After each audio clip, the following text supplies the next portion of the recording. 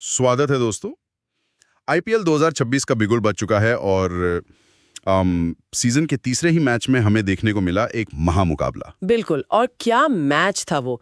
गुवाहाटी के मैदान पर आमने सामने थे रियान पराग के रजवाड़े और ऋतुराज गायकवाड़ की चेन्नई सुपर किंग्स। हाँ, लेकिन दोस्तों इस मैच में जो हुआ मतलब उसने सबको हिला कर रख दिया। सच में किसी ने ऐसी उम्मीद नहीं की थी। है ना? मतलब क्या संजू सैमसन ने अपनी पुरानी टीम के खिलाफ रन बनाए और कौन है वो 15 साल का लड़का जिसने सीएसके के गेंदबाजों की धज्जियां उड़ा दी? चलिए जानते हैं हमारे आज के इस विशेष विश्लेषण में। मैं तो इस चर्चा के लिए बहुत उत्साहित हूँ। हमारे पास जो मैच रिपोर्ट्स और स्रोत है ना, वो सिर्फ चौके छक्कों की बात नहीं करते। बिल्कुल। वो खेल के मनोविज्ञान को भी समझाते हैं। एग्जैक्टली। आज का हमारा मिशन यही समझना है कि कैसे इस मैच ने क्रिकेट के समीकरणों को पलट दिया। मतलब एक तरफ अनुभव का फ्लॉप होना और दूसरी तरफ एक युवा का तूफान। सही कहा। तो चलिए इस रोमांचक मैच के पन्नों को पलटते हैं। तो मैच की शुरुआत हुई गुवाहाटी के टॉस से, जहां राजस्थान रॉयल्स ने टॉस जीतकर पहले गेंदबाजी का फैसला किया और बस यहीं से चेन्नई का बुरा सपना शुरू हो गया। बिल्कुल। वो पावर प्ले तो सीएसके के लिए किसी बुरे सपने से कम नहीं था। हाँ, मतलब नांद्रे बर्गर और जोफ्रा आर्चर की आग उगलती गेंदों ने तो पावर प्ले में ही चेन्नई की कमर तोड़ दी। वो स्पेल सच में देखने लायक था। मैं तो कहूंगा कि ये ऐसा था जैसे किसी मजबूत किले के मुख्य दरवाजे पर मैच की शुरुआत में ही तोप से हमला कर दिया गया हो।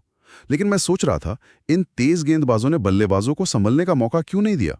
देखो, यहाँ सबसे दिलचस्प बात यह है कि पावर प्ले का दबाव पूरे मैच की दिशा कैसे तय करता है, और बर्गर और आर्चर ने पिच की नमी का एकदम सटीक इस्तेमाल किया। वो कैसे? मतलब थोड़ा तकनीकी रूप से समझाएं। हाँ, देखो, सिर्फ गति बल्लेबाजों को उतना परेशान नहीं करती। जो असली खेल होता है वो एंगल यानी कोण का होता है। जब नांद्रे बर्गर जैसा बाएं हाथ का गेंदबाज ओवर द विकेट आता है तो वो एक बहुत ही खतरनाक ज्यामिति बनाता है। अरे वाह, ज्यामिति! हाँ, मतलब गेंद स्टंप्स की लाइन से काफी बाहर से आती है और फिर हवा में तैरते हुए अचानक बल्लेबाज के शरीर की तरफ स्विंग होती है। बल्लेबाज का दिमाग बस कुछ मिलीसेकंड के लिए जैम हो जाता है। अच्छा, तभी वो पैर नहीं चला पाते। एग्जैक्टली। और दूसरी तरफ से जोफ्रा आर्चर थे, जिनका एक्शन इतना अनोखा है कि उनकी गति का अंदाजा लगाना बहुत मुश्किल है। बाप रे! एक तरफ से गेंद शरीर को निशाना बना रही है और दूसरी तरफ से गति धोखा दे रही है। और सबसे बड़ा झटका तो तब लगा जब संजू सैमसन अपनी ही पुरानी टीम के खिलाफ सिर्फ 6 रन बनाकर आउट हो गए।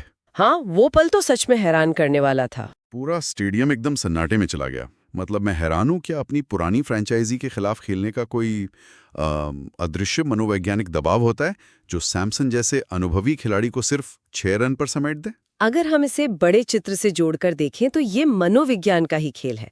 इसे हम खेल की भाषा में हाइपर अराउजल कहते हैं। हाइपर अराउजल मतलब जरूरत से ज्यादा एक्साइटेड हो जाना? कुछ वैसा ही। जब आप अपनी पुरानी टीम के खिलाफ खेलते हैं तो आपका अविचेतन मन खुद को साबित करने की तीव्र इच्छा रखता है। आप दिखाना चाहते हैं कि देखो, तुमने मुझे छोड़कर क्या खोया है। अच्छा, तो वो कुछ ज्यादा ही कोशिश करने लगते हैं। बिल्कुल। और सैमसन की ताकत उनका फ्लो और टाइमिंग है। जब आप जरूरत से ज्यादा कोशिश करते हैं तो वो प्राकृतिक लय टूट जाती है। वो तकनीक से नहीं बल्कि उस भावनात्मक दबाव से आउट हुए। क्या बात है! इंसान का अपना दिमाग ही उसे धोखा दे देता है। और फिर एक के बाद एक विकेट गिरते गए। चेन्नई की पूरी टीम सिर्फ 127 रन पर ढेर होगी। और यहाँ हमें गेंदबाजों की पूरी यूनिट की तारीफ करनी होगी। हाँ, बॉलिंग स्टार्स रहे जोफ्रा आर्चर, नांद्रे बर्गर और रविंद्र जडेजा। तीनों ने 2-2 विकेट लेकर मैच पूरी तरह पलट दिया।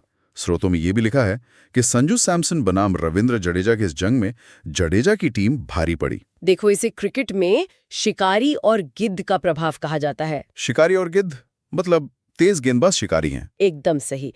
तेज गेंदबाज बल्लेबाजों को डराते हैं, उन्हें मानसिक रूप से घायल कर देते हैं।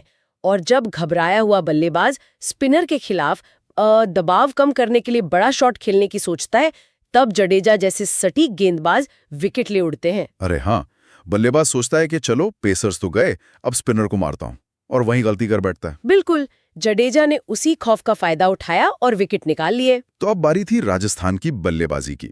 128 रन का लक्ष्य देखने में तो बहुत छोटा था। हाँ, अमूमन ऐसे लक्ष्यों में टीमें बहुत धीमी और सुरक्षित शुरुआत करती हैं।